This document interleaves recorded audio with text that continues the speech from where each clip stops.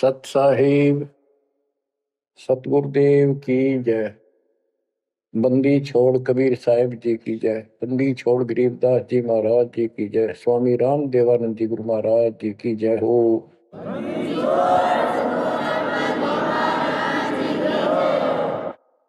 सर्व संतों की जय, सर्व भक्तों की जय, धर्मी पुरुषों की जय।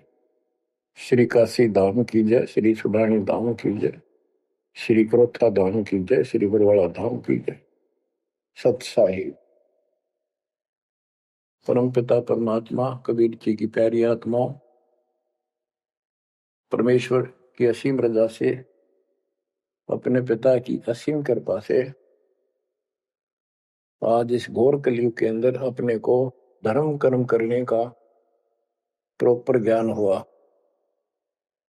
विशेष ज्ञान विधिवत और सच्चा ज्ञान, सच्चा भगवान, सच्ची भक्ति और आपको पूर्ण सतगुरु प्राप्त हुआ। बच्चों, इस गंदे लोक में आकर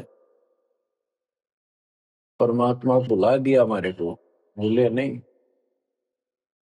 ये त्रिगुण में माया, रविगुण धर्मा से निकल रहा है गुण, सतगुण विष्णु जी से, तमगुण शंकर जी से हमारे ऊपर इतना जबरदस्त प्रभाव रखता है कि हम सब भूल जाते हैं और इनसे प्रेरित होकर के सारे उल्टे काम करें। ब्रह्मा जी के गुण से या ठाठ बाट की इच्छा होती है, राजपाट की इच्छा होती है और संतान उत्पत्ति बाई फोर्स कराई जाती है, जीव के वश का नहीं होता। और फिर ममता मोह एक ऐसा रोग लगा रखा है, ये सबता लग जाता है। किसी से 10 दिन ठीक से बात कर ले, उससे मोह हो जा। और अपने परिवार में जन्म लेने वाले बच्चों से तो होना ही होना, वहां तो सीने से लगाते हैं उनको। रूह होता क्या है? ये काल का आहार तैयार करवाया जाता है।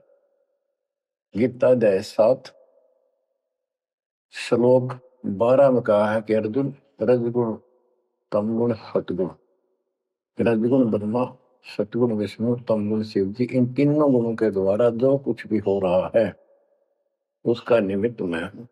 मैं इनमें नहीं, यानी मैं इनसे अलग हूं, ऊपर हूं।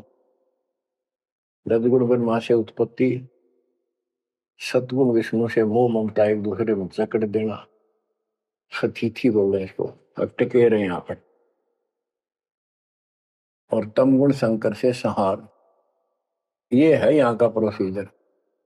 हमारी आंख कतई नहीं खुलती क्योंकि प्रेशर ज्यादा है, इतना दबाव है, जीव की अवस्था नहीं है। आपको इतना ज्ञान सुना दिया और सुना रहे हैं, इस ज्ञान से आपके अंतःकरण में ये फाइनल हो जाएगा एक दिन। क्योंकि बार बार कोई वस्तु सुनते हैं, उसका धीरे धीरे धीरे धीरे असर बनना शुरू होता है। हम बातें सुनते हैं, सत्संग सुनते हैं, विचार मालिक के सुनते हैं, वाणी सुनते हैं, तो एक बार तो कति वैराग आ जाता है कि सचमुच बहुत गलत जगह फंस गए या कुछ भी अपना लेंगे। और उसके थोड़ी सी देर के बाद, क्योंकि मेरे को और काम भी करने होते हैं, ये व्यवस्था यहाँ की ऐसी है, तो फिर शाम तक कति भूल पड़ जाती है। बस मंत्र कभी कभी याद आ जाते हैं, करने हैं। सुबह दोपहर शाम की वो नियमित सतुति भी याद रह जाती है। बाकी समय हम ज्यादातर अन्य कारोबार के सिलसिले में, रोजगार के सिलसिले में बातें करते रहते। वह फिर से थोड़ी सी भूल पड़ जाती है। फिर जब सत्संग सुनते हो फिर जागृति आती है। ये ऐसे चलेगा, चलने दो। जैसे आपको बताता हूँ, बार बार दास बताता है कि आप बच्चे स्कूल में जाते हैं, अध्यापक आता है, अपना उसका पीरियड लेता है, सबको सावधान करता है, ध्यान से सुनो, लाइन में बैठ जाओ। तो हम बहुत सतर्क होके उनकी एक एक बातों को सुनते हैं, नोट करते हैं, लिखते हैं, फिर याद करते हैं। उसके बाद हम फिर खेलते कूदते भी हैं। बच्चे घर का भी काम करते हैं, माँ बाप का हाथ भी बटाते हैं। लेकिन जो स्कूल के अंदर जो बातें सुनी थी, जो ज्ञान सुना था, वो एक अलग कोने में, हृदय के अलग कोने में डिपॉजिट होना शुरू हो जाता है। और उसके अतिरिक्त हम और भी काम सारे करते रहते जो पहले भी कर रहे थे। एक दिन हम विद्वान बन जाते, वो काम फिर भी कर रहे हैं। इस ज्ञान को रह रहकर सुनने से एक दिन आत्मा कति दृढ़ हो जाएगी कि इस संसार में एक दिन भी रहने का नहीं है, ये संसार एक दिन भी।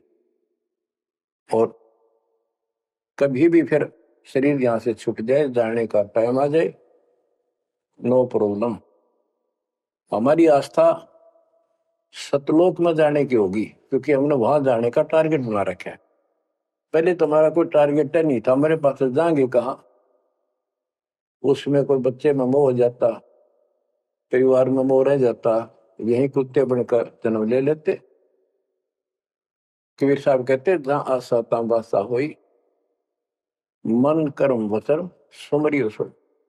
गीता अध्याय 7 श्लोक 6 में यही स्पष्ट किया है कि अर्जुन, अंत समय में जो जिस भी भाव में भावित रहता है, जिसकी जिसमें आस्था रहती है, वो उसी को प्राप्त होता है।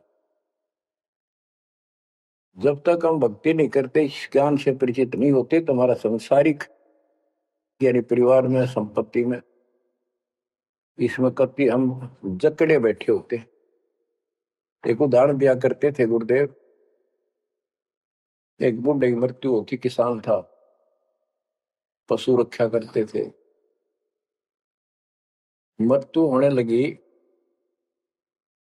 उसकी जुबान बंद हो गई। आसपास परिवार के सदस्य आगे, भाई पिताजी तो अंतिम टाइम है, वो आगे। तो थोड़ी देर के बाद वो ऐसे संकेत करने लगा, ऐसे इशारा हाथ से। उन्होंने सोचा भाई पिताजी कुछ कहना चाहे है, हो सकता कोई धन दाब रखा और बताना भूल गया, वो अचानक मृत्यु होगी। एक डॉक्टर बुलाया, उसने पता था कि एक बार ये बुलवा देगा, 500 रुपये लेगा, ऐसा इंजेक्शन लगाता है। वो बुलाया गया, उसने इंजेक्शन ला दिया। पिताजी बता बता जल्दी क्या कहना चाहो थे। एक गाय का बछड़ा झाड़ू मुंह में दे रहा था, उन्हें खराब कर रहा था। ने बोला, देख यो बछड़ा झाड़ू चाब है, तुम कित मर गए, नाश करोगे मेरे गाय पक्ष है, ये नुकसान कर दिया। 2.5 आने की झाड़ू 500 रुपये पड़ गई हुई। जहां साता बासा हुई, वहीं फिर कुत्ता गधा पशु बढ़कर वहीं जन्म लेगा। तो हमारी ये वृत्ति यहाँ से हटेगी इस ज्ञान से। अंतिम समय आप यहाँ कुछ याद नहीं आओगा। इस ज्ञान में सुनते रहे और भक्ति करते रहे, मर्यादित रहे। ज्ञान के साथ साथ यह भक्ति आपको सहारा देगी अंतिम समय में मन को उधर धकाने के लिए। वैसे नहीं धकता है, बहुत ताकतवर है। ब्रह्मा विष्णु महेश मन का आधार मान रहे। ये ज्ञान और इस भक्ति की शक्ति इस आत्मा को न धका देगी ऊपर। अंत समय में सेकंडों के अंदर सतलोक बैठे पाएंगे। इस पर लगे रहना, इस मार्ग से जैसे दास आपको बताता जाना है। अमर करूं सतलोक पठाऊं, ताकि बंदी छोड़ करूं। कबीर साहब कहते हैं, मैं अमर करूं सतलोक पठाऊं भेज दूं, इसलिए बंदी छोड़ कर लाता। अब यहाँ ये क्यों हो रहा है, क्या हो रहा है, आपको सब पता है। पहले तो नहीं था, पर अब पता लग गया आपको, बिल्कुल सही पता लग गया।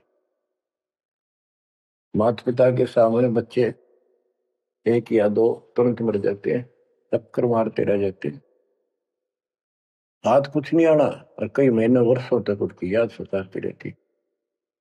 हम इतने विवश हैं, हम इतने बंद में हैं, हम कुछ नहीं कर सकते, लाचार हैं। एक राष्ट्रपति किसी देश का या प्रधानमंत्री या अन्य कोई शख्स मानता अपने आप को, उसका इकलौता बेटा मर गया, प्रधानमंत्री टक्कर मारा वो टक्कर, और उससे पहले जब आकाश में वो थी उसकी तुती, सातवें आकाश में रहा था, उसका दिमाग धरती पे पटक दिया। एक बताते हैं महाभारत में प्रकरण आता है, द्रोणाचार्य ये गुरु था कौरव पांडव का, और शिक्षा दिया करता मोह मत करो, मोह सबसे बड़ा खतरनाक है। द्रोणाचार्य का जब लड़का अश्वत्थामा मरा नहीं था उस समय तक, ये कह दिया गया कि अश्वत्थामा मर गया। वो झूठ बुलवाई गई थी श्री कृष्ण में प्रवेश काल द्वारा कि एक अश्वत्थामा नाम का हाथी था, उसको मार दिया गया। और युधिष्ठिर का बहुत विश्वास करते थे सब कि ये सत्यवादी है, कभी झूठ नहीं बोलता। तो काल ने या चाल चाली कि द्रोणाचार्य पांडवों की सेना को मार डालेगा। बहुत जबरदस्त तीरंदाज है, बहुत गजब का शूरवीर निशानेबाज है, इसको कंडम किया जाए। तो उसको कंडम करने का तरीका अपना कि इसको ये झूठी खबर फैलाई जाए कि अश्वत्थामा का बेटा मर गया युद्ध में, फिर ये पागल हो जाएगा। ऊपर तक दुनिया गीत गाती है, जब लग गया अपने जब पता लग गया तो युधिष्ठिर से झूठ बुलवा दिया कि तूने कह दे कि अश्वत्थामा पीते, अश्वत्थामा मर गया, तेरी झूठ भी ना होगी, हाथी मर गया ना, ये हो जाएगा। तो पहले तो युधिष्ठिर माना नहीं, फिर ये कहा कि हाथी मार दिया है तो झूठ थोड़ी है। झूठ तो थी है, जो थोड़ा पहले हम छोटे से थे तो नो कहते अरे झूठ बोली तो ना पाप लगेगा, बोला ना, उंगली पर उंगली चढ़ा के बोली थी ये कौन पाप लगे। यानी अपने फार्मूले हैं, पाप तो लगेगा। तो सब ने कहा कि आपका बेटा अश्वत्थामा मर गया द्रोणाचार्य। तो बोला नहीं, मेरा बेटा नहीं मर सकता, नहीं मर सकता, उसको मारने की हिम्मत किसी में नहीं है। कि युधिष्ठिर कह देगा तो मैं मान जाऊंगा। तब युधिष्ठिर ने कहा अश्वत्थामा थे नर नर, तो जोर तो बोल दिया, और आदमी या हाथी ये नहीं कह सकता, वो मन मन में बोल दिया। तो यह बात सुनकर अश्वत्थामा थे, अश्वत्थामा मारा गया। आगे कड़ा सुना था द्रोणाचार्य नरवा कुंजर कह गया, वो इतना पागल ने ढाल हो गया, टक्कर मारा कति कंडम हो गया, उसने हथियार भी नहीं उठा उसने। और पांडवों ने वो गढ़ जीत लिया उस साइड का जहां वो मोर्चा डटे खड़ा था। तो बच्चों ये मोह इतना जबरदस्त है, जीव के बस का नहीं है। पर बनता कुछ नहीं, बचाओ कुछ नहीं। तो इसका बचाओ अब है तो ज्ञान हो। ये ज्ञान जो दास बता रहा है ये आपके हृदय में जच जा कति, ये कुछ भी अपना नहीं है। 100 की 100 साची है, पर मन मानना तैयार नहीं, आत्मा को दबाए रखा है। ये सब काल आहार हमसे पैदा कराया जाता, जैसे कसाई बकरे पालता है। कसाई बकरे पालता है, उनके लिए सरागा बनाता है, सुंदर तालाब बनाता है पानी पीने के लिए, उनके लिए छाया गर्मी सर्दी ओलों से बचने के लिए शेड डालता है। पहले झोंपड़ी डाला करती थी घास फूस के लकड़ी से, अब टीनों का शेड बनाते, पंखे लगा दिए गए। और ये समझो कि जैसे कसाई ने 3 पाली रखे हैं नौकर, एक बकरे मोल लाके वहां छोड़ता है, दूसरा उनकी पालन पोषण करता है, और तीसरा उनमें से निकाल के और अपने कटवा देता, बेच देते हैं, कसाई को सौंप देता है। ये प्रोसीजर है यहाँ पर। जैसे कसाई कभी कभी आता रहता है, बकरों को देखता है, संभालता है, तो उनके कमर पे हाथ मारता, शरीर पे, और वो उसको अपना एक बहुत हमदर्द मित्र मानते हैं, मालिक मानते हैं। देखो हमारे को कितनी सुविधा दे रखी है, पानी क्या, घास क्या, गर्मी सर्दी से बचने का। वो देखता तो हाथ मार के ऐसे है कि ये कितनी कीमत का हो गया, कितना मांस है इसमें। और वो समझते हैं ये प्यार करे हमारे से, कसाई लाड करता है, वो भी उसको प्रतिफल में जीभ से चाटते हैं उसका हाथ, प्यार करते हैं। और कई कई तो उसके ऊपर पैर फैला कर उसको प्यार देना चाहते, सीने से लगाना चाहते हैं। बकरे ऐसा पशु भी प्यार देते हैं, उसको अपना मानते हैं। वो देख रहा है इसमें मांस कितना है, और नौकरों को बता देता है इनको निकाल लो। उसका कोई रेम नहीं है, कितना लाड करो, कितने उसके गुण गाओ। उसने उद्देश्य यही है, मतलब यही था उनको पालने का। कबीर साहब कहते खाई खुराक का, पैन पोशाक का, यम का बकरा पलता है। या बढ़िया बढ़िया माल खा के और सुंदर सुंदर कपड़े, ड्रेस, कटबट फैंसी के कपड़े, ये पहनेंगे वो पहनेंगे। कहते खाई खुराक का, पैन पोशाक का, यम का बकरा पड़ता है। काल के बकरे पड़न लग रहे हो तुम। इन बातों को बचो, अच्छी तरह हृदय में बैठा लो एक कोने में। संसार में रहेंगे, रहना पड़ेगा, लेकिन परमात्मा की शरण में रहेंगे, मर्यादित रहेंगे। काल का कोई अटैक आप पर नहीं होगा, ना आपके परिवार पर होगा, ना किसी धन संपत्ति व्यवसाय पर होगा। ये सत्कर मान लेना। हम मर्यादा को हल्के में ले लेते हैं, और ये हमारे विनाश का कारण होता है। गलती हम करते हैं, कोई काल का ऐसा अटैक आने का समय हो गया, वो नुकसान हो गया, तो भक्ति और छोड़ देते हैं, हो गया सर्वनाश। भक्ति छोड़ दी, भगवान की शरण छोड़ दी, फिर और कहाँ ठिकाना रह गया। कटी पतंग हो गए।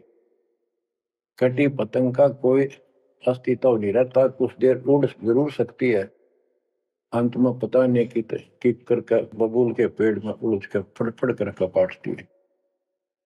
ऐसे फंसे रह जाओगे तुम इस काल के जाल में, कांटेदार झाड़ियों में, इस गंदे लोग। तो बच्चों, मर्यादा को हल्के में ला लो। जैसे हमने इतने सारे नियम बना दिए, भक्ति करनी है तो इनका पालन करना पड़ेगा, नहीं तो फिर गधे बनकर कुमार के नियम में चलना पड़ेगा। एक कदम भी अपनी मर्जी से नहीं जा सकते, बैल बनकर नाथ डल जाएगी, छच्चर बनकर बग्गी में दौड़े जाओगे, रेड़ी में, फिर चलेगी क्या आपकी मर्जी। असंग जन्म तन मृत्या हो गए, जीवित क्यों नाम रे। दवा दस दर मद मैल मठ बोरे, बोर ना दे धरे रे। तो बच्चों जीवित मर लो, इन बातों को छाती में धर लो, हृदय में बैठा लो, कति मस्तिष्क में। ये संसार आपका नहीं है, ये परिवार आपका नहीं, ये संपत्ति या कार कोठी तेरी नहीं, गरीब काया तेरी है नहीं, ये माया कहां से हो। चरण कमल में ध्यान रख, इन दोनों को खो, इनको भूल जा, अपने गुरु जी के चरणों में ध्यान रख, उनके बताए दिशा निर्देश के आधार से अपना जीवन निर्वाह कर। बच्चों, आंख खोल लो, बार बार ये बातें बताई जाती हैं। जब ऊक चुप हो जाएगी फिर तो रोना शेष रहेगा, नथिंग एल्स। इस मार्ग में अहंकार इंसान को मारता है। किस चीज पे अहंकार करो, माया होगी तो अहंकार होगा, कोई पोस्ट पद ठीक सी होगी तो अहंकार होगा, शरीर स्वस्थ है, थोड़ी सी जान, अहंकार हो गया। एक परिवार में 5-4 लाठी ठानिया हो गए तो अहंकार हो गया, और अपने बॉडी की ताकत का अहंकार, और भी सैकड़ों कारण है जो इंसान के मन में दोष पैदा हो जाता है। तो ये इंसान का सबसे बड़ा खतरनाक शत्रु है। परमात्मा को अहंकार पसंद नहीं, और छोटी मोटी गलती को माफ कर सकता है। रावण था जिसे अहंकार नहीं छूटा, 10 मस्तक सर भी काट दिए, 10 बार काट दिए तो वापस दे दिए, ले भाई। ये सारा कुछ खेल कबीर साहब का किया, सारा कुछ। ये आत्मा परमात्मा की है, चाहे आज राक्षस है, चाहे कोई कसाई है, चाहे देवता है, चाहे ब्रह्मा विष्णु महेश है, चाहे कीड़ी आती छोटे जीव है, कोई मनुष्य है, स्त्री पुरुष है, बालक बच्चे जीव जंतु सब उसके हैं। काल चाहता भक्ति में इनकी आस्था खत्म हो, मालिक चाहता है इनकी भक्ति में आस्था खत्म ना हो, फिर तो कति गए काम क्या। जो भी जैसी साधना मालिक के नाम पर बैठ कर कहीं कर रहा है, उसके पिछले संस्कार से, उस भक्ति से जो उसको मिलना है, उसके साथ साथ परमात्मा उसको सहारा देते। जैसे रावण ने सिर काट दिया शिव जी के निमित्त, तो भगवान के नाम काटा उसने, वो भगवान की खोज में निकला था। साधना गुरु गलत मिलने से उसको मार्ग गलत मिल गया। पिछले जन्म के संस्कारी ही इतने सैक्रिफाइस कर सकते, इतनी कुर्बानी कर सकते, वैसे नहीं हुआ करते। तो पिछले जन्मों में वो भगवान का भगत रहा है, फिर इतना बिगड़ गया कि राक्षस बन गया। तो उस मालिक ने उसको 10 शीश वापस दिए, लेकिन बकवाद करी तो अंत बुरा हुआ।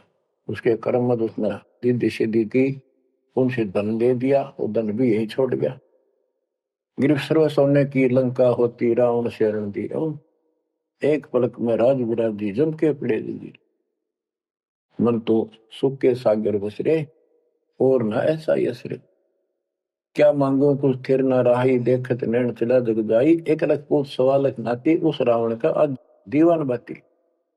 एक पुत्र मांगते फिरते हैं, एक बेटा देते, हे भगवान बेटा हो गया।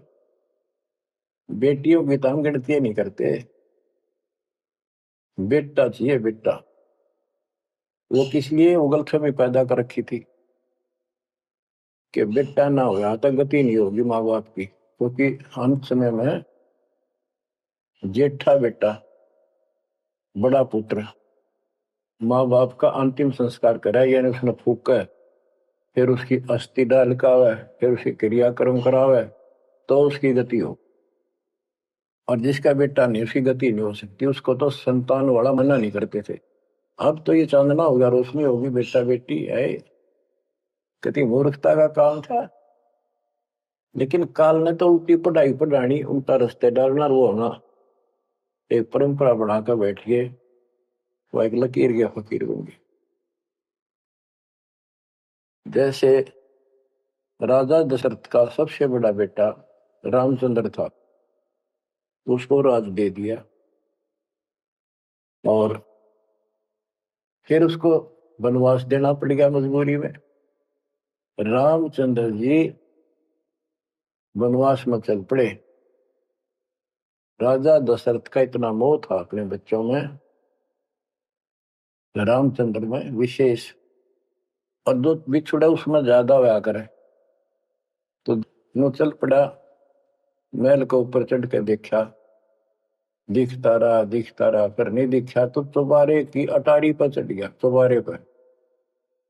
चौबारे पर चढ़ कर जहां तक उससे दिखा, फिर मुंडेर पर चढ़ गया, एडी ठाई गिर गया, वहां से जमीन पर गिर गया, गिरते मर गया। अब रामचंद्र वापस नहीं आया, उसका अंतिम संस्कार किसने करा? वो पूछने वाला वे मंदबुद्धियों ने जो दुनिया को भ्रमित क्या करते थे, किसी की अकल वहां नहीं गई वहां तक। जेठा बेटा था ही नहीं, फिर उसके अंतिम संस्कार किसने करे? दूसरे ने करे होंगे। तो ये बात कहने की है, तो इसका मतलब उसकी गति हुई नहीं, बेटा होते हुए भी अंतिम संस्कार नहीं कर सका। तो इन बातों ने छोड़कर सतगुरु कबीर साहब द्वारा जो ज्ञान दिया है इस पे दृढ़ हो जाओ। देखो हमारी सारी बात उल्टी है। भक्ति मार्ग में बेटा है बेटी है, अच्छी बात है। परमात्मा के चरणों में लग गए दोनों तो हम तो बरी से हो गए, क्यों भगवान आप पर खड़ा हो गया। और बेटा भक्ति नहीं करता और बेटी करती है तो एक कोडी का नहीं हो बेटा किसी काम का। कबीर साहब कहते हैं राम रटत कन्या बली साकर फलाना पूत, छेरी के गल गल थना जिसमें दूध न बूत। बकरी के गल में एक खाल लटका रहा थन के साथ, व्रत की खाल। कहते वो बेटा था गल का ऐसे वजन है सिर पर, बेमतलब का व्रत का दिखावा दिखावा है। और वह बेटी अच्छी राम रटत कन्या बली साकट बलाना पूत। तो बच्चों ये दातम मार्ग है, इसमें सारी बातें पहले से विपरीत हैं। देखो बेटा ना होगा बेटी बेटी होगी तो यहाँ सृष्टि नहीं चलेगी, और बेटी बेटी होगी बेटा नहीं हुआ तो भी दिक्कत संसार की सृष्टि में आ सकती है। बाकी भगत का कोई फर्क नहीं पड़ेगा। इन बातों को जो दास कहता है इनको एक सामान्य बातें ना समझना, निष्कर्ष है इस जीवन का। जिसके बेटी नहीं है उसको ये तड़प रह जाती है बेटा होता, या भूल के भी ना करना। इन बेटे वाले देख लो कितने सुखी, टाइम पर रोटी नहीं चाह नहीं भी तरसे बैठे बैठे। वो छोटा सोचा बड़ा आप दे देगा, बड़ा सोचा छोटा कह देगा। बड़े बेटे आंखें में आंसू बुढ़ाएंगे। और बेटी आखिरी सांस तक प्यार देती है अपने माँ बाप को, एक आदि ने कमी बात कह नहीं सकते, वो किस्से के बिना होती हो तो आत्माएं नष्ट होती है।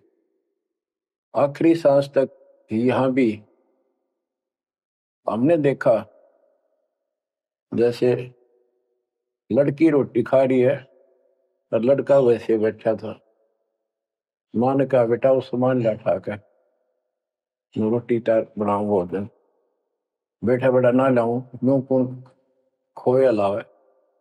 बेटी तो कह भी कोई ना, रोटी खाती खाती छोड़ के आण की थी, एक 10 साल का की होगी, लड़का 12-13 साल का। उठ कर रोटी छोड़ के हाथ धोकर और सामान लाकर माँ को दे दिया। लेकिन फिर भी बेटे में मोह ज्यादा और बेटी में नहीं। इसका कारण यह था कि हमने बेटी को बाहर बना लिया इस गलत रीति रिवाज।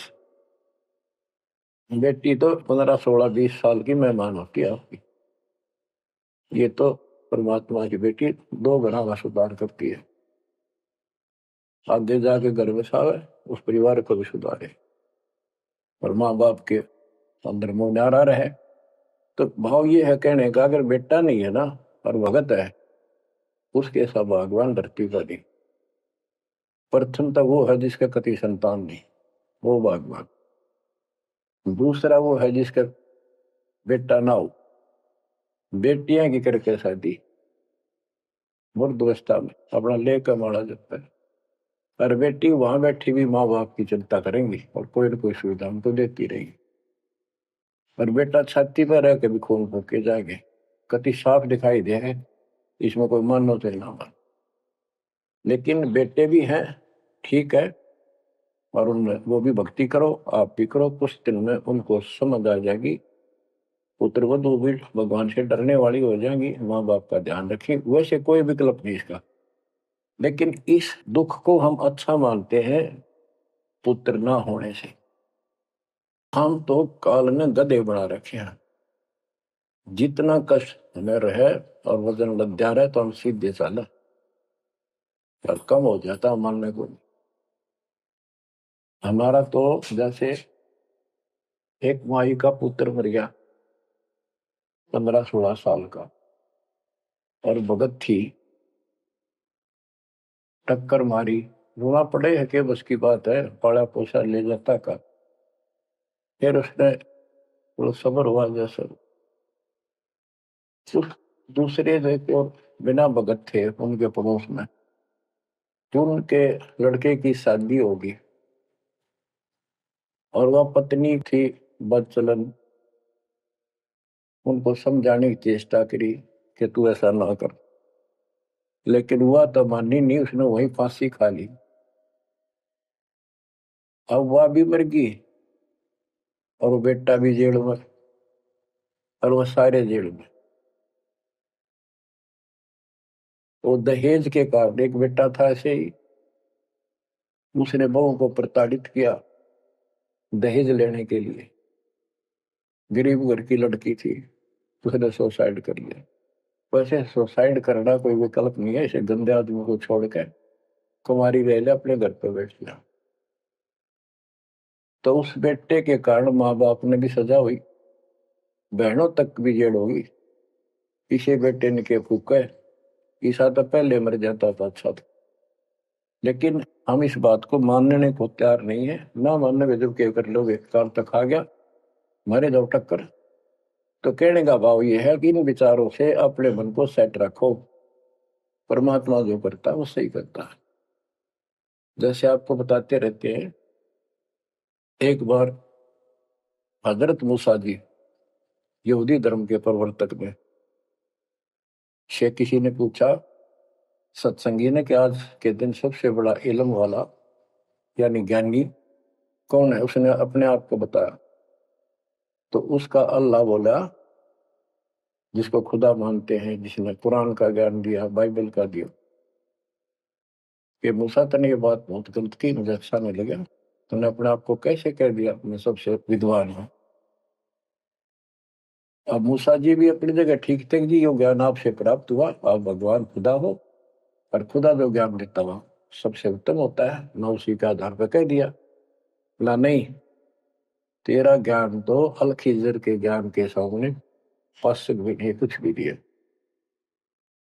तो अल खिजर के पास मूसा जी पहुंच गए। अल खिजर जी ने कहा, कबीर साहब थे वो, कि मेरी तो बातों को मानने का नहीं, विश्वास नहीं करेगा, जो मैं को बातें माननी पड़ेगी, तो ऑब्जेक्शन नहीं होना चाहिए, और बोल लेगा नहीं, देखता देखता रही। मूसा जी बोले बिल्कुल महाराज, जैसे आप कहोगे, मुझे सब्र करने वाला पाओगे, कति मैं ऑब्जेक्शन नहीं करूंगा आपकी बातों में। अगर तू खरा उतरा तो ज्ञान बताऊंगा, ना बताऊंगा। उसने रास्ते में चलते एक जवान लड़का था 17-18 साल का, अलखीजर ने पकड़ के और उसकी गर्दन पकड़ के मार दिया। तो मूसा जी बोले, तनिष बे किसी को मार दिया, तेरा दिमाग खराब है, यूं क्यों मारा तेने, क्या बिगाड़ा तेरा इसने। तो अलखीजर बोला, मैंने कहा था मैं जो करूँ तू देखता रही है, बोलना नहीं है, मेरी क्रिया पर अविश्वास ना करना। मूसा जी ने अपनी गलती मानी, चल पड़ा। ऐसे ऐसे 2-3 और कारण गए, सब में उसने ऐसे ऑब्जेक्शन किया, आखिर वो बिना हार गया मूसा कि मैं इस योग्य नहीं, मैं आपकी बातों को विश्वास करता रहा हूँ। लास्ट बता दिया कि इस क्रिया के बाद तो फिर ऑब्जेक्शन किया तो मैं तेरे से बात नहीं करूंगा, ना पे बताऊंगा। ज्ञान बोला जी ठीक है, उस पर भी हार गया वो। तब अल खिजर बोला, सुन ले, ज्ञान तो तूने बताऊ नहीं, तो वो लड़का क्यों मारा था। वो ऐसा दुष्ट पैदा हो गया था, इसके माँ बाप भगत हैं और उनको इतना परेशान करता, वह रो रो का टाइम काटते। उसके स्थान पर भगवान ने उनके घर में 50 साल की उम्र में एक बेटी का जन्म दिया, उनका सुखी जीवन रहा। ये प्रमाण है उसके अंदर, बाइबल के अंदर। तो बच्चों, ये सत्य मान लो, मालिक जो करे उसको सही मानो, चूक चूक हो भी जा तो भगवान से दूर ना हो जाना। वो जो करेगा भगवान कभी गलत नहीं करेगा, ये तो आपने मानना ही पड़ेगा। गलत तो हम करे बैठे, हाँ यू काल करवाने लगेगा, पर रोज गलत हुआ है, एक दिन भी तो नहीं। तो बच्चों, परमात्मा की प्रत्येक क्रिया पर विश्वास रख कर चलो तुम, हमने चाहे कितना नुकसान होता दिखा है। राज्य करमता राम की रजा दरशीष, दास गरीब दरस परस, तिस बैठे जगदीश। हम अपनी विचारधारा को ऊपर रखा है, जो घिसी पट्टी और बिल्कुल बकवादों से भरी होती है। इस कारण से हम भगवान पे विश्वास, गुरु जी पे विश्वास और सब क्रियाओं पे विश्वास करके अपने कर्म छोड़ के फिर काल के जाल में फंसे रह जाते। और वहां कुछ है ही नहीं वो तो सारे उल्टे कर्म, बेसिक परंपरा बनावटी है। बच्चों, विश्वास करो अपने बंदी छोड़ पे, विश्वास नहीं करोगे तो मार खाओगे। गरीबदास जी कहते हैं, गरीब सर्जन अर्जुन को सतगुरु मिले, मक्के मदीने माही, 64 लाख का मेल था, दो गन सब ही जाही। गरीब चंडाली के चौक में सतगुरु बैठे आए, 64 लाख गारत गए, दो रहे सतगुरु पाए। गरीब सरजुन अर्जुन ठाहरे, सतगुरु की प्रतीत, सतगुरु यहाँ ना बैठिए, जो द्वारा है नीच। गरीब ऊंच नीच में हम रहे, हांड चाम की दे, सरजुन अर्जुन समझियो, रखियो शब्द स्नेह। बच्चों, सरजुन और अर्जुन नाम के दो मुसलमान थे। इनके नाम तो मुसलमान पद्धति पर थे। परमात्मा मक्का मदीने में गए तो वहां बहुत से चमत्कार किए। इन दोनों आत्माओं को समझ में आई ये बात। फिर ये सारी संगत में वहां मुसलमान थे, 2 वक्त मुसलमान रहे। वैसे तो काफी थे मुसलमान भी, पर ये विशेष दंड थे, सब नियमों का पालन करने वाले थे। तो इनका नाम बदल के सरजुन और अर्जुन रख दिया। परमेश्वर कबीर जी ने संगत की परीक्षा लेने के लिए एक लीला की कि ये विश्वास करते हैं या नहीं करते। क्योंकि भक्तों में गुरुदेव के आदेश का भी पालन कम होने लगा था। जैसे एक लड़की थी, उसको ज्ञान हुआ वो गलत काम करती थी, वैसा थी। अपना जीवन सुधारने के लिए मालिक से ज्ञान सुना, सत्संग मानने लगी, तो संगत वाले उसको धिक्कारने लगे। गुरु जी से बताया, गुरु जी ने सत्संग के बाद उनसे कहा, भाई आपने इस चीज से कोई लेना देना नहीं, कोई सत्संग सुनेगा नहीं तो आत्मा कैसे साफ होगी, कपड़े को पानी साबुन लगेगा नहीं, उसका मैल कैसे उतरेगा। फिर भी वो जैसे तैसे अटपट करते रहते हैं। एक दिन मालिक ने परीक्षा ली, एक लड़की उस वैश्या को हाथी पर बैठाया, हाथी किराए पर लिया, हाथ में गंगाजल, सफेद पानी बोतल में भर लिया जैसे शराब हो। लड़की के कंधे पर हाथ रख लिया, सारी काशी में घुमा दिया, साथ में रविदास जी थे। तो जितने भी सबको पता चलता है, लोग देखते गए, शिष्यों को बुला बुला के लाओ, देख हम तो क्या करते, वहां पर वैश्या तक जाती है, दुल्हा कैरेक्टरलेस है।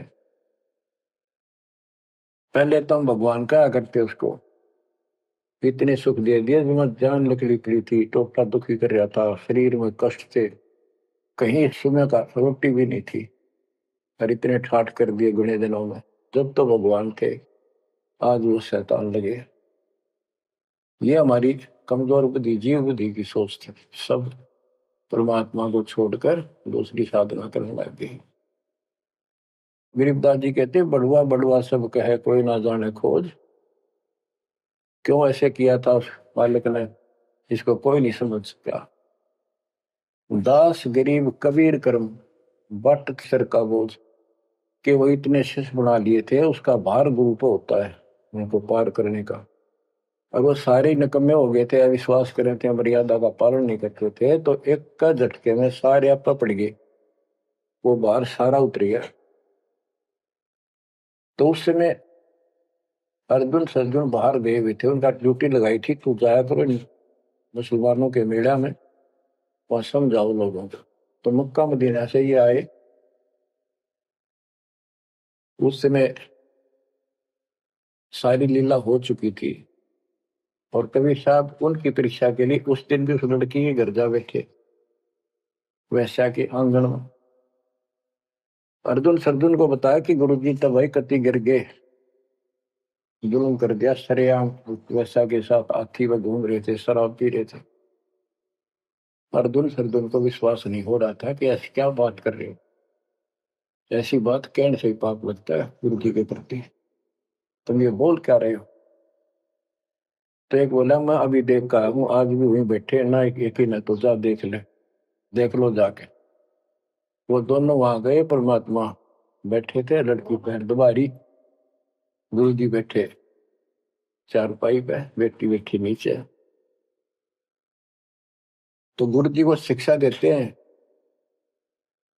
गिरिव सरजुन अर्जुन ठहरे सतगुरु के प्रतीक, यानी उनने कुछ दृढ़ता दिखाई थी। फिर जाके देखा तो वहां सतगुरु से बोले, सतगुरु आना बैठिए यो द्वारा है नीच, हे सतगुरु आप यहाँ ना बैठो, ये तो एक नीच औरत का घर है। परमात्मा बोले, गरीब ऊंच नीच में हम रहे, ये हाड चाम की दे, तुम्हारी हाड चाम की दे है इसकी कोई। अर्जुन अर्जुन समझियो रखियो शब्द स्नेह, तुम समझ जाओ, अपनी भक्ति कर लो, जो नाम दिया, इन बातों में कुछ नहीं दे। तुम गुरु को शिक्षा देते हो तो मेरे गुरु हो गए। ऊंच नीच में हम रहे, ये हाड चाम की दे, सरजुन अर्जुन समझियो हो रखियो शब्द स्नेह। तो उनकी आंखें जब खुल गई, पैर पकड़ लिए, माफ करो गुरुदेव, मेरे नीच आत्मा है, हमसे बड़ी भूल होगी, क्योंकि वो चाहती है मुझकी। फिर परमात्मा ने कहा, बेटा कितनी बात बना लो तुम, मेरे प्रति वो भाव थारा हो नहीं सकता, तुम्हारे मन में मैल आ चुका है, और ईब मेरे इस शरीर से गुरु रूप से तुम पार नहीं हो सकते। फिर रोए बुरी तरह जी, फिर उद्धार कैसे होगा। फिर बता कि दिल्ली से 10 मील दूर पश्चिम की ओर किसी गांव में हम फिर आएंगे, हमारा एक भक्त आएगा, उसको दीक्षा देंगे, दीक्षा उससे लेकर तुम कल्याण को प्राप्त होगे। तो वो कहते हैं वहां से चल के वृद्धावस्था में हमायूं गांव है खरकोदे के पास, वहां आकर रुके। कति वृद्ध हो गए, मालिक की कृपा से वो 200 साल जिए ऊपर से। और फिर गरीबदास जी को परमात्मा मिले 10 साल की उम्र में, उनको दीक्षा का आदेश दिया। तब उसने वहां से दीक्षा लेकर वहीं शरीर छोड़ दिया, छुड़ानी में। उनकी अभी तक हमारे सामने बताओ थे, हम जाने लगे थे 10 साल पहले, या भोरी वाले महाराजा करते गरीबदास जी, उन्होंने वो मंडी फुड़वा दी, उनके दोनों की यादगार बनी हुई थी, इसलिए फुड़वा दी कि लोग इन पूजन लाग जाए गरीबदास जी को छोड़ के।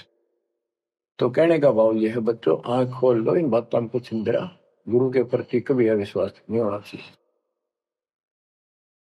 और परमात्मा की प्रत्येक क्रिया को शिरोधार्य होना चाहिए। आंख खोल लो, परमात्मा बार बार यह मौका नहीं देगा आपको, समझा है तो सिर दर पाओ, और नहीं रे ऐसा दो। ये संसार समझदा नहीं, कहंदा शाम दोपहरे में, गरीब दास ये वक्त जात है, रोवोगे इस पैरे। भक्ति नहीं करते वो न्यू रोएंगे, गलत साधना कर रहे वो रोएंगे, ये सच्ची भक्ति करके मर्यादित ना रहे तो तुम रोओगे। कभी सीधे हो जाओ, समर्पित हो जाओ, मालिक के चरणों में सदा ध्यान रखो, बुराइयों से बचो, सेवा सुमन दान करो, मर्यादा का निर्वाह करो, मालिक आपको मोक्ष दे। सत साहिब।